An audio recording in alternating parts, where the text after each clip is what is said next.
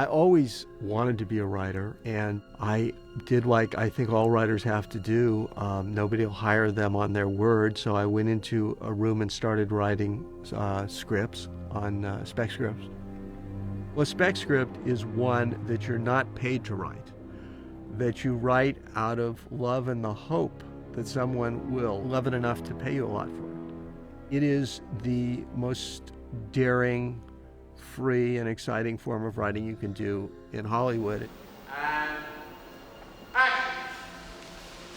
My father had been in this business. He was the producer of The Wild Bunch, and I knew this business. And movies had always attracted me tremendously. I was working on a science fiction project, and the science fiction project had a spaceship that was uncovered. I finally decided it was very unsophisticated for any alien culture to come here in what I would describe as a big tin can. And I realized that they would come by information and that they would send a message. And then I decided that if you wanted a story, what would be exciting is that in some way the message could talk to you. So the message would be instructions to make something that could speak to you. And as I wasn't very fond of machines at that time, I wanted it to be something biological. And I decided that they would send you instructions to make a creature. And they would want to send you instructions to make a creature that would survive in your environment. So it would probably need your DNA to have all the equipment to survive on whatever the environment of the people who received the message. And this idea and this treatment I originally had was called The Message. I spent a tremendous amount of time with scientists at UCLA researching and also researching them as characters. I spent a lot of time in an organization called CECL, which is a organization at UCLA of tremendously significant scientists that have an interest in the evolution and origin of life and the universe. I talked to people at SETI. I made some calls to them, and I think everyone was incredibly receptive. And they found the ideas intriguing and legitimate. I also went down to the Human Genome Project down at the Salk Institute, where people were working on one of the chromosomes. And I talked to them about how the genetics would work, and they talked to me about what they could already do genetically to create new creatures. I think the final result of the movie in some ways disappointed them, but my conversations and their enthusiasm for the ideas we shared and was strong and interesting. One of the great things about our scientific community is they share their information freely with everybody. I mean, that's one of the things about the Human Genome Project that was so terrific. They share the information with everybody, and that's how we've built such a body of science. Well, I went around town, and I pitched this idea for quite a while. I submitted it, and it became very popular. 5 studios tried to buy it, or made offers to buy it. And of those offers, I chose MGM. It's a very exciting time when you participate in a script auction.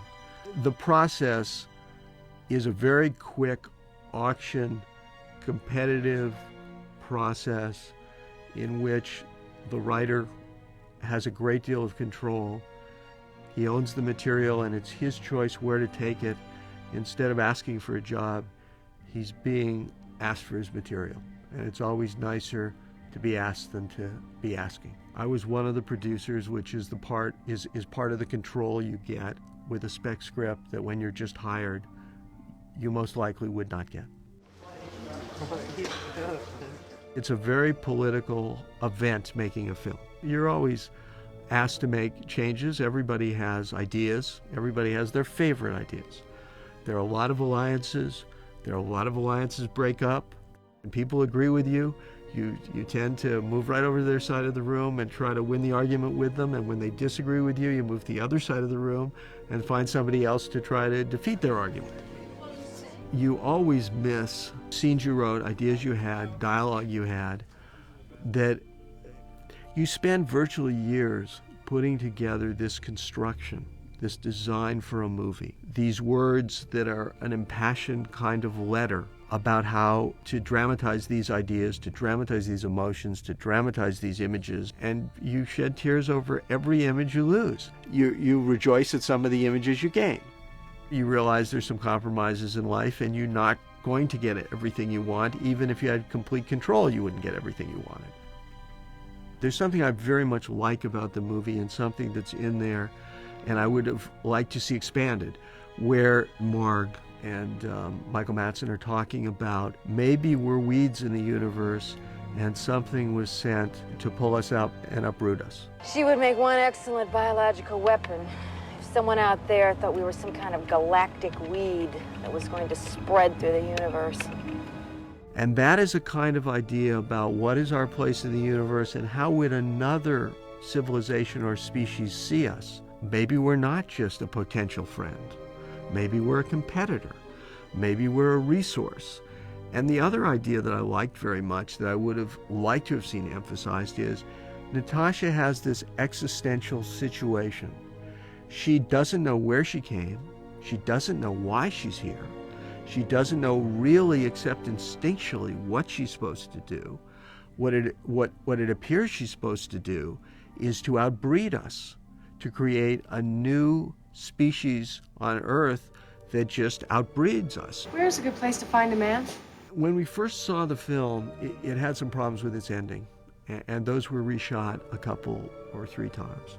The original script worked more on a love triangle in which the hero, Syl, and Marg were in a love triangle, and therefore it was a competition for the male, which is themed to the movie to some extent, that a female comes here and has to compete to find the superior mate.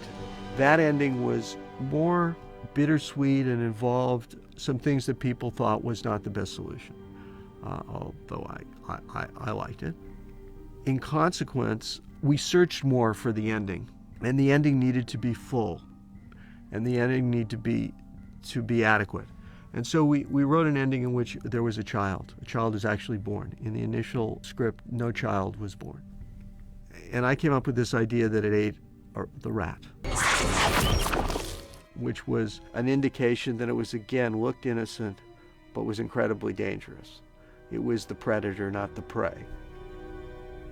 When I saw the film, I, of course, mourned for the things I had lost and rejoiced in the things that I had succeeded in and gained. This is why I'm willing to write spec scripts and take the risk, is because you go on a quest to find the answers to some of your life questions.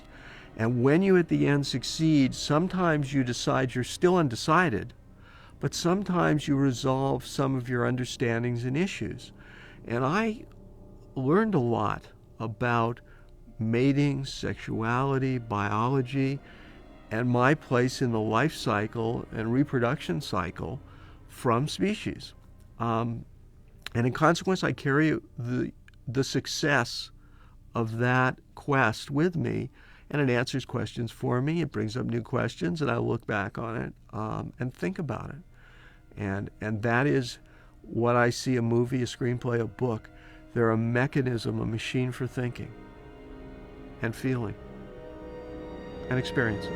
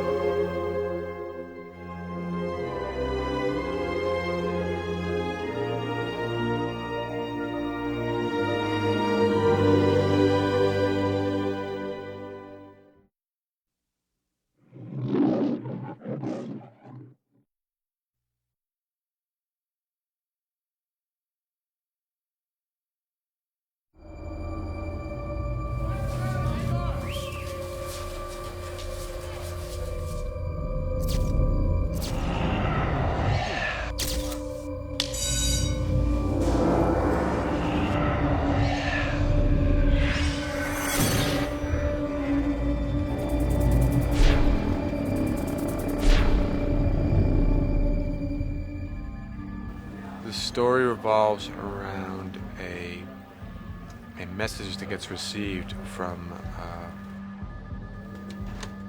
another world.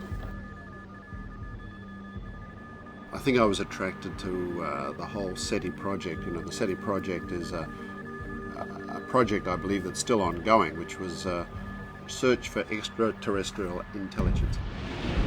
Anybody looking through a telescope at night really is automatically humbled. And we are seeing but a glimpse of what is there. I was working on a science fiction project, and the science fiction project had a spaceship that was uncovered. It seemed to me unlikely that a spaceship could actually come here. I heard in some kind of scientific report that the distances were so amazing and phenomenal between the galaxies, between the stars, that you couldn't have a spaceship. So I wondered how we might have someday have contact.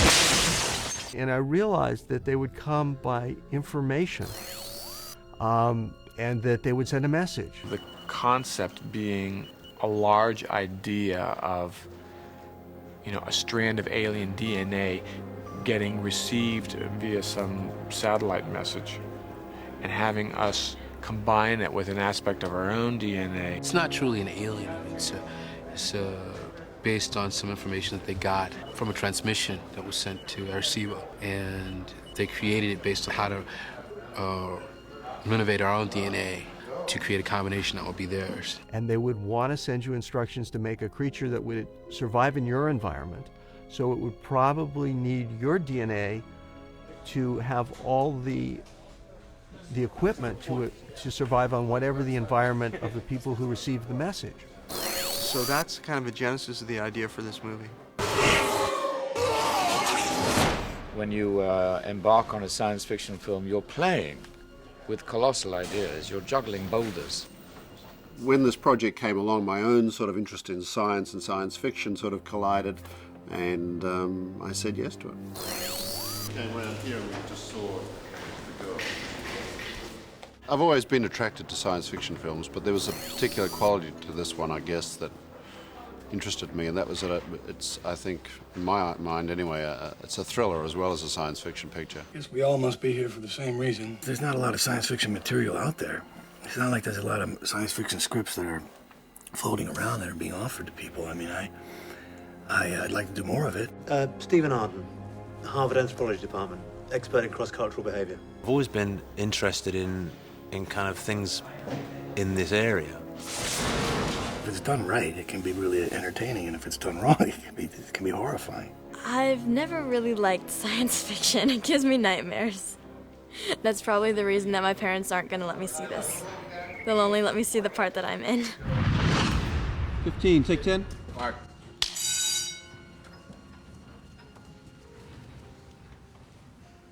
Wake up! 15, Delta, take 2. Mark. Here we go. And action!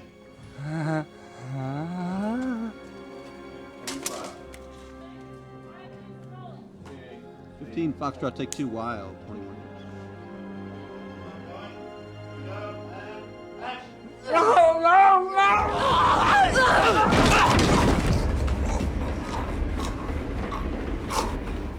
These actors have all got a great sense of timing and humour, and a very eclectic cast in a way, you know. A couple of trains came through here around about the time she escaped. Ben Kingsley leaves me in awe. He is remarkable. He's just classy. There's nothing more to be said. He is simply amazing. Ben Kingsley plays the part of Fitch, who's a scientist who's created this being. He's kind of like Dr. Frankenstein, you know. He created this problem, and now he's stuck with it. We decided to make it female so that it would be more docile and controllable. More docile and controllable, huh? I guess you guys don't get out much. He knows what she is before we know what she is. So, he knows what we're looking for when we don't.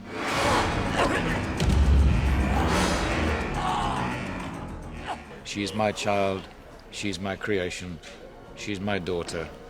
She's the woman that I have breathed life into. His feelings are slightly ambivalent, my thinking is, because he created this thing to a large degree.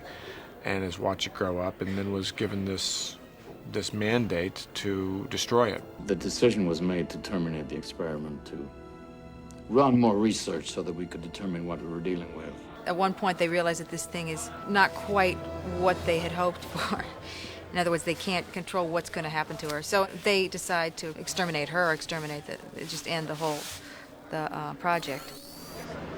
And also, what I like, if we have the opportunity, I'd like to privately share grief with the camera, so that when Dan says it really tore you up to kill her, I can look at him and say, I don't know. Right. Yeah. Go into complete denial. Yeah. Well, what I was sort of thinking about doing was like, take you away from here, and then we take you on to sort of looking here at a monitor. And this is very good. And then, she breaks out.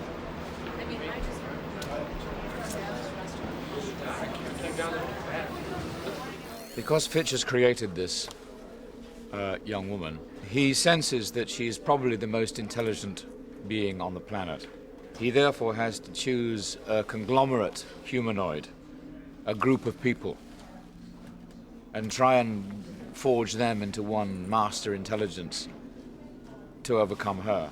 You created a monster with some kind of formula you got from outer space. The damn thing got away, and now you want us to hunt it down and kill it. Michael's the kind of action hero of the team, Michael Madsen, being a Army investigator. Well, I think he's a man of a few words and very decisive actions. Coming stakes, Mutt. Hot gun. Fire the hole. Second stakes. Smucker. All set?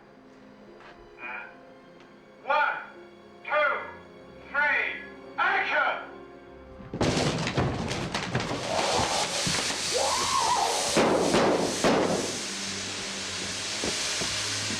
I was very happy when Roger suggested Michael Madsen. I've always liked his work. Being involved with some of those Tarantino movies, has a sort of another persona about him. I did it for Roger because we made The Getaway together, and we had such a good collaboration that I think that he took me seriously, which I didn't realize until I got the script for Species. What am I feeling right now? You want to believe that nothing affects you, that you're not afraid of anything.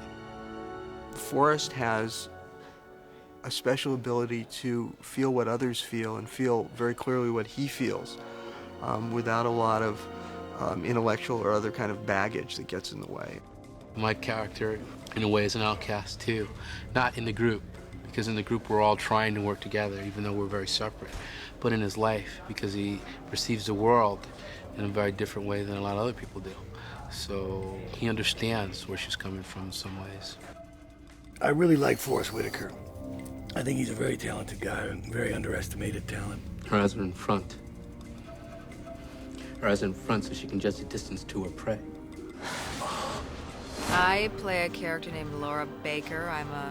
Officially, I'm a molecular biologist. I've been brought on the team as a specialist to theorize about what, biologically, the species, Syl, what her next move might be, or why she did what she did.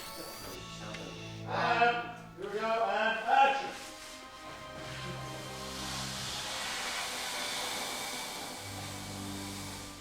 Fell through the grate. Can you lift up the grate? Well, you need to get the bolt out from under the grate. Run through the floor. Oh my God! I've never seen anything like this. Come on. Fitch, let us out! Open air! I can't let you out till I know what's in there. Let's shut the other door.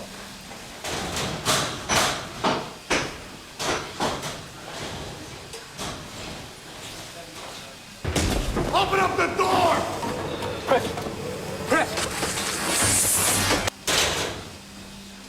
That's just plastic.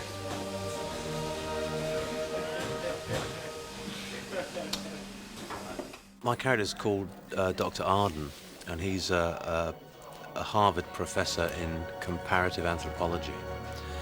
And he's brought into the team because of his skill in sort of working out exactly what the possible parameters are of how this species may develop. This human life form could be a mask. If we could see it without the camouflage... You're right. Then at least we'd know what we were dealing with. Alfred Molina is a great actor, just brilliant. He's in fact so chameleon-like and such a good actor, he doesn't have the reputation he deserves. Alfred Molina has gone on to do some wonderful work. And I just saw Alfred recently in London.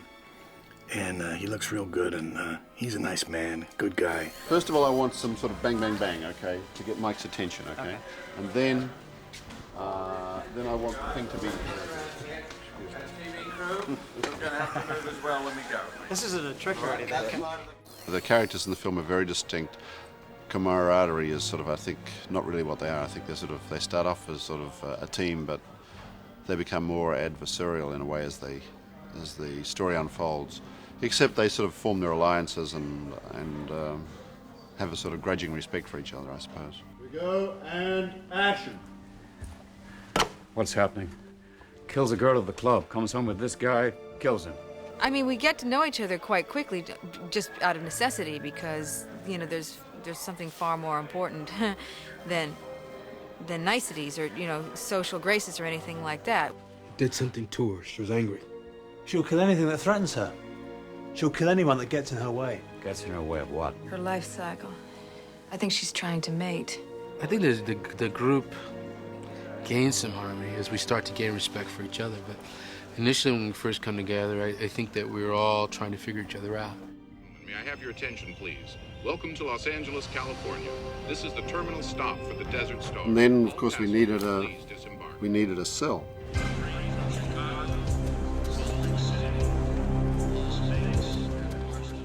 And I remember finding, you know, somebody who could look spectacular and also could act was no mean feat.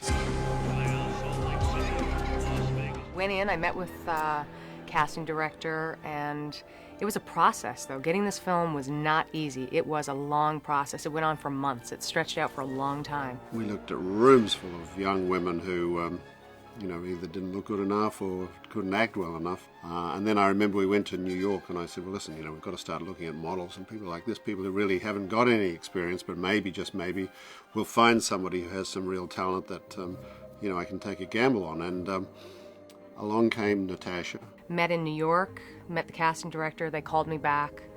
Then I was like off again for a couple months modeling somewhere, thought it went away. They called me in Italy and they said they want you to go to LA, so I flew out to LA to do a screen test. I met with Roger, I met with Frank Mancuso Jr.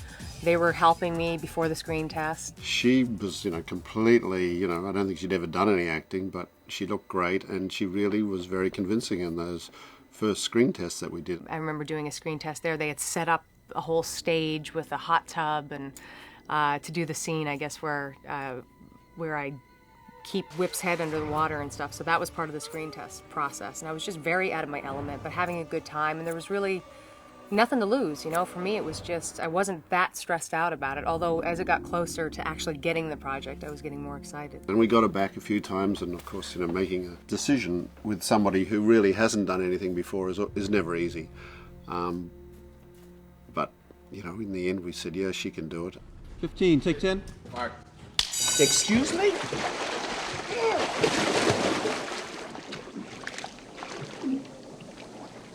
He's dying. I flew back to New York. I found out I got the movie. I decided to pack up my stuff, and that was it. That was the end of modeling for me. I'm like, yes, my out. This is where I'm going. Well, I prepared for the role, first of all, by moving to Los Angeles, because I was living in New York when I got the film. And also, just, it was kind of a different mindset in the sense that for 6 years I've been working and people have been working with me for the way that I look, and now I've got to kind of contribute something and be something and get into a character. She's a beautiful girl and she's very talented, and I thought she was great in that part. I don't know how many girls could have got away with playing that, really. And it was one of her first roles. I mean, you know, she to get something like that right out of the box. I mean, I thought she did a pretty good job. She could do it for a number of reasons. She could act, she looked great, and she was also prepared to, you know, face the nudity that was required for the movie. And those three things, I think, came together to, make it so that, I was more than happy to make the film with her. They told me pretty much when I got the role that there was going to be nudity. I mean, as soon as we started negotiating the contract, that was part of it. Honestly, it didn't strike me as odd. I thought it was fitting. I mean, was she going to come out of this cocoon with clothes? I don't know. It made sense. I just remember getting the movie, and now I've got to go to the read-through, and I go into the room, and around the table sit Ben Kingsley, Alfred Molina, Michael Madsen's directly in front of me, and Mark Helgenberger, Forrest Whitaker. We're all just around the table. Literally, I brought a cup of coffee and my hand was shaking so much, so I had to kind of let go of all that and really just try to work with the actors and be comfortable with that. Being my first film, it was kind of a little scary, Sound speeds. Background action. And action. When you're working with great people and you got a good script, it is a lot of fun, and I had a great time with Roger, I really did. We've got monsters, we've got kind of weird computer stuff, we've got kind of these extraordinary sort of effects.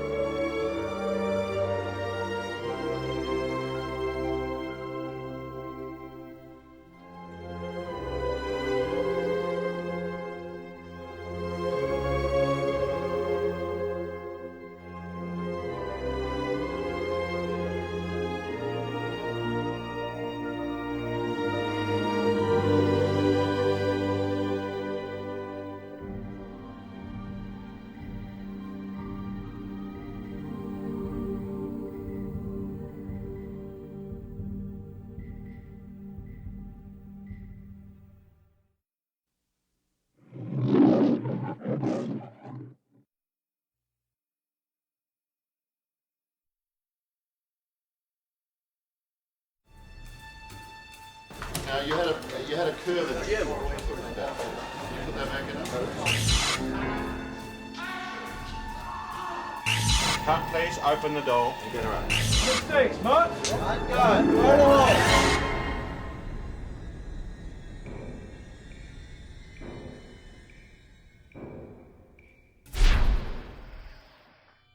This was a picture that I really wanted to do, and I waited for because I came out of doing science fiction pictures. I was an effects designer before I was a production designer. So I have a special love for science fiction, and I collect science fiction and comic books and stuff, and I'd really been waiting to do a big action adventure monster movie like this. I think that when you start a movie, everybody has a level of expectation as to what it's supposed to look like and what it's supposed to feel like. I like to have the production designer involved as soon as you can have him involved, because in my experience the production designer has a big impact on how a show works, and John did have a big contribution to this film. Well, the first thing is to try and get a sense of what the picture the director wants to make. So often what I'll do is I'll look at a lot of movies the director's done before. This particular director, Roger Donaldson, likes Steadicam. So you think in terms of making sets that you can really move through that are very dimensional. This is not a guy who really likes static compositions. He likes to walk through things.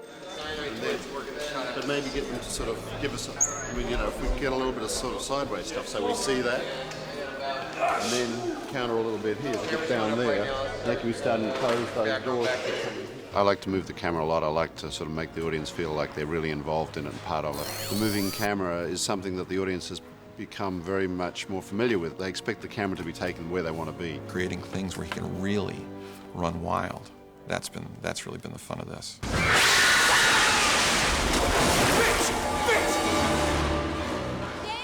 Then there's a matter of, do you want it to look like other science fiction movies? Do you want it to look realistic? I keep forgetting you guys are here. I approach my filmmaking from a sort of trying to make things as real as you can.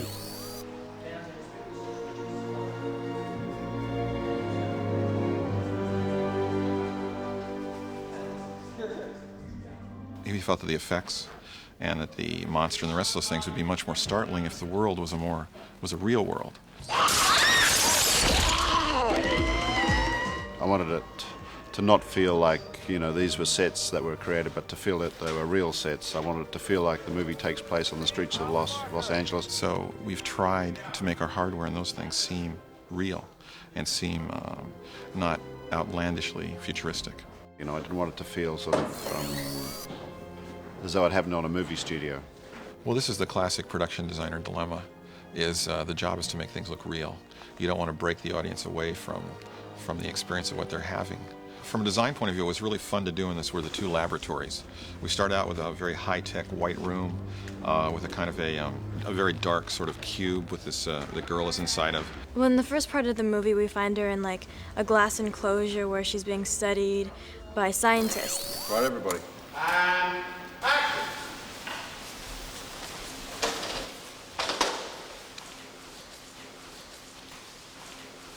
Back off. Keep further back, further back.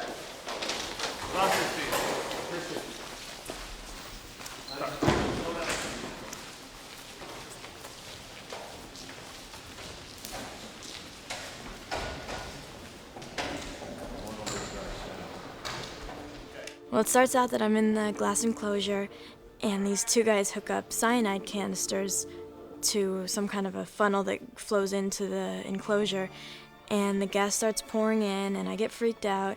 We wanted a laboratory that felt like something that could be real, that could be, that's horrible and creepy because it's like an isolation chamber or almost like a diving bell that being locked inside of it.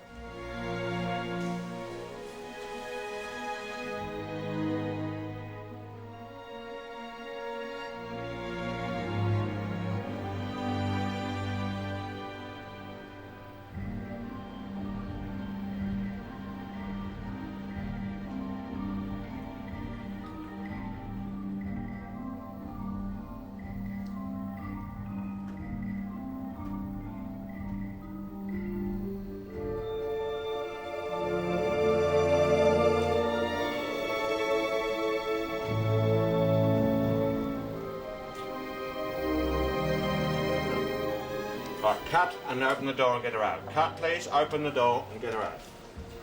Thank you. Tell her cut, she can hear.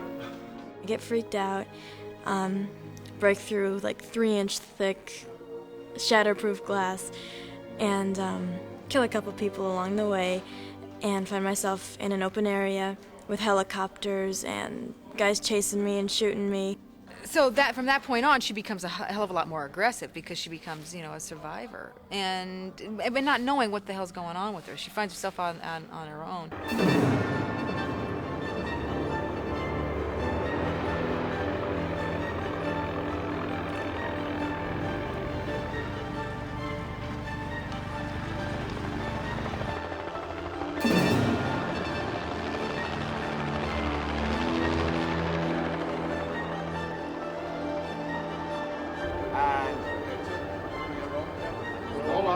And action!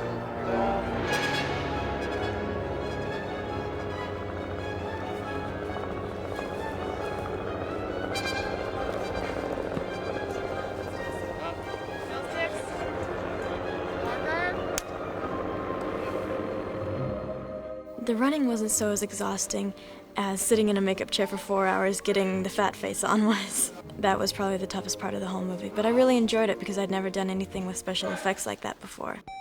3 tail markers. Rolling and marks. Marks.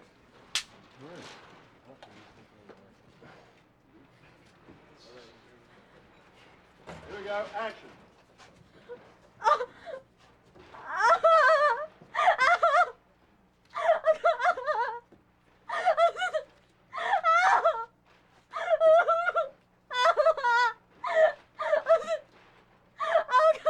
Stop a minute. Save that. Just put along the lenses. I think That was great. That was great on this side. That side, you guys were still being pansies. I get cocooned and I grow up to be like, I don't know, 18 or 19, and that's when Natasha steps in.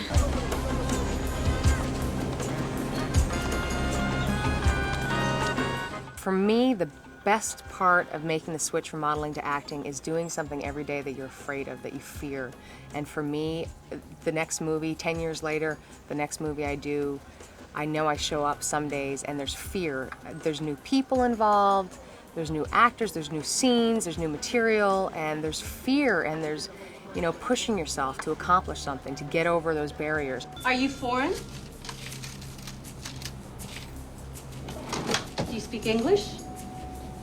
Yes. I think that initially she learns by imitation. I think that she observes and she sees results, she sees cause and effects, and I think that she sets herself on a similar path. Because her childhood has been in an isolated environment, she's learning as she goes. You think about the fact of this person who's like experiencing the world for the first time, a grown adult who, like, every time they taste something it's new, every time they see something it's new, every time they touch something it's new. Oh, she picks up various things like the credit card. She sees within, like, in a little mini mart, she sees a woman using a credit card. And then she sees on a TV commercial a girl changing her hair color. And that's where she gets the idea later on in the movie to become a brunette. I always learn. You learn from doing. I mean, I personally learn from doing. I learn from being on the set. I learn from watching other actors. I learn from different techniques and talking to other actors. And so for me, that's where I learn the most. However, I've got to see what the well, it matches the other shot better. But my problem is now, is she looking? I have to look when she chopped the thumb off. Well, when she chopped your thumb off in this shot. No, the close-ups I did of her. Directors, you know, have a lot going on. So you spend a lot more time with the actors on the downtime, waiting for shots to be set up to actually, you know, get into full discussions about that kind of stuff.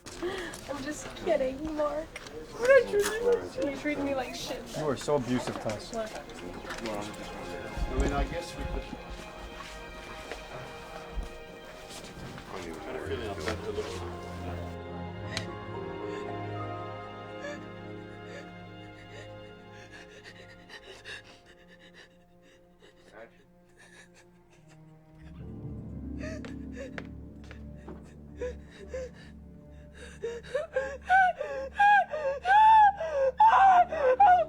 Oh my God!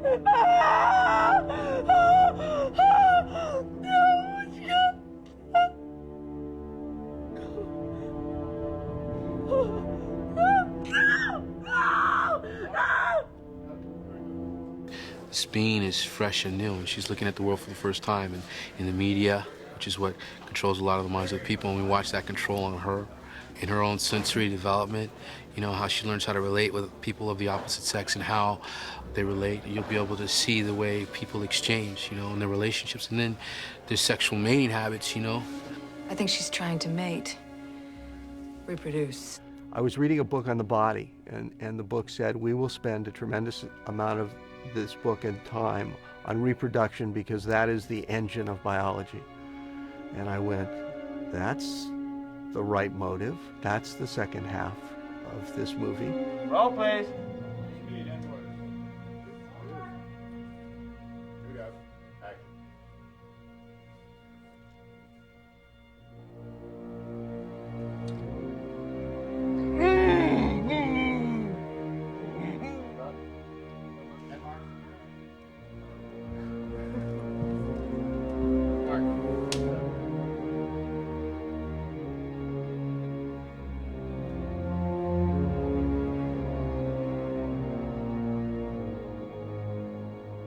Got it. Right, Mike? Yes, here we go. Action! We realize that she's on a process of accelerated natural selection. She's like the Darwinian theory in 2 weeks. Cameras on the move. This is roll 230, species of GMUA, the 19th of October, 94, 15 IPS, 2-track, 30 frames, reference -81K. Since this is so vital to the survival of the species and an individual, that genetically it has been developed that certain species can smell unhealthy other species, even genetically unhealthy ones. All right, maybe she rejected him. She probably has some special kind of senses. Rats can sense diseased or genetic damage in their potential mates, so we can test his body for any hereditary diseases, any defects that would have made him a loser, essentially. I'd say she fits the classic definition of a psychopath. Nothing to inhibit her. No moral sense, no social structure. She wasn't exactly smothered with a mother's love or talkative manners, you know what I mean? Yeah, that's what was happening. Did something to her, she was straight. I think she mostly responds to the predatory sexual nature of man. And when they become too aggressive or sexually predatory or aren't useful to her, she acts like an animal. I don't think that's really surprising to me. I mean, she is a woman after all. So whatever she can use, I'm sure she's going to use, you know? I don't think it's any great revelation or anything. If anything, it probably just makes her a little bit more dangerous. Because there's a lot of guys out there looking to get laid. And, you know, she's very willing. She's over there right now.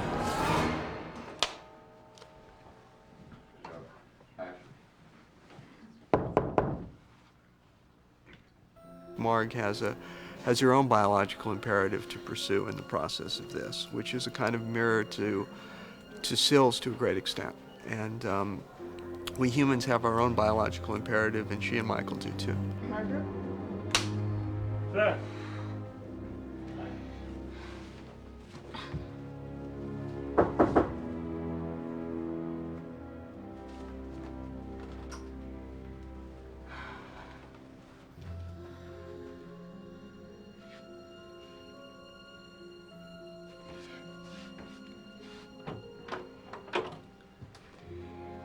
Hi.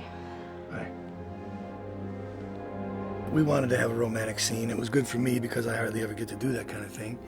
I'm always the bad guy and I never get the girl. And so we both wanted to make it playful, but we wanted to make it nice.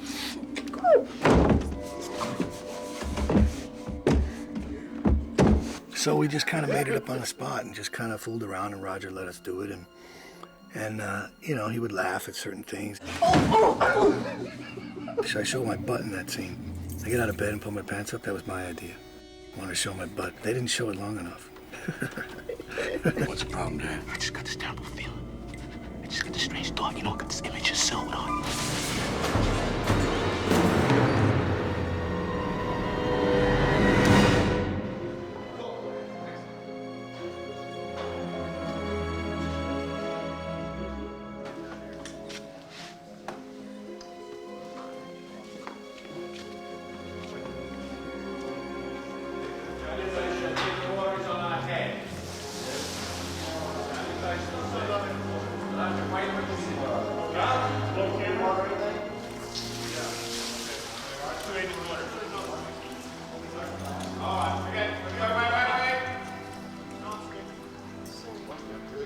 Action, specific.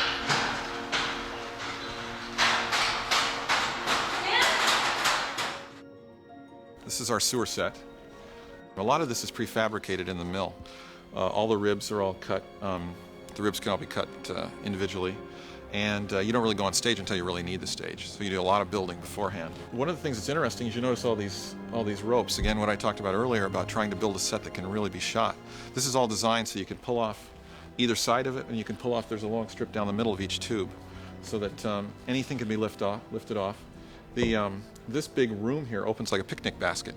So each those two wings can come up so that we can get light in it wherever the director wants to go. He can again really run wild in this set. The highest point you can see right here is actually a duplicate of a basement that was in the Biltmore Hotel. We ran all through the basement of the Biltmore running wild with smoke, and we actually had to paint it down. The basement of the Biltmore is beautiful. We made it look incredibly funky and dirty, and we ended by measuring their room and duplicating it on stage here. What happens in this room is that our heroes are chasing the monster, and they go through several metal doors that she's just burst through, and they finally come down to the lowest level of the basement, and there's a manhole cover that's been flung to one side. It goes into a tiny little tube, and they have to climb down through this tube, and you can see that the tube leads you downward and then into a sort of a transverse tube. We should go inside. Okay, now let's follow you inside. Okay, come around here.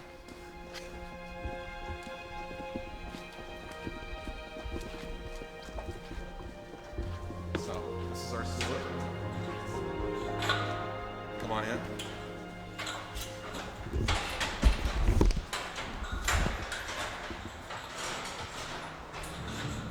Right now our sewer's a little dry. It'll eventually have, in these areas, we'll have about 6 inches of water, which will be dyed so that it'll be, you won't be able to see that it's no deeper than 6 inches. It'll appear to be a lot deeper. This is where our monster is blasted through this grating. We still need to do a little more work on this.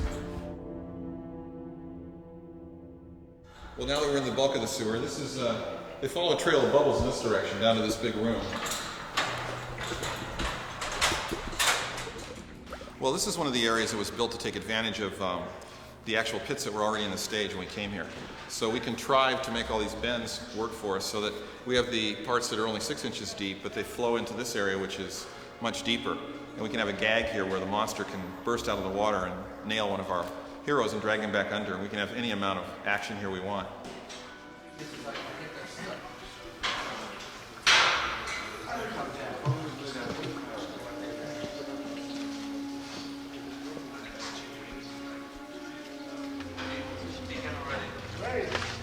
Okay, stand by. Here we go. Shooting.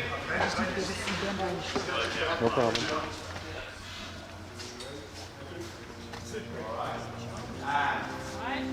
You all ready? Come on, Jerry. Shooting. Just be quiet. Turn over. We're rolling. Speed on me. Rolling quietly. Here we go. And action. See that? Help him up. Help them up. Coming through. Draw him up. No sound. Load it up again, Tim.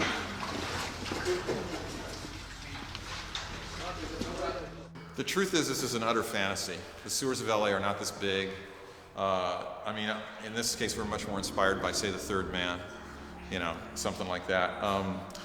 There are some big tunnels under Los Angeles where they say you find cars and stuff, but these are really like drainage runoffs for the river. As far as an actual sewer like this, the sewers in LA are much tighter. They do have a lot of things growing in them like this. Okay, before we go. All right, stand by for the picture. Are we good on the oscillation and everything for you, Grant Peter? Okay, can we get Ben into the water, please? Don't go down, no water. Beauty. Push it back.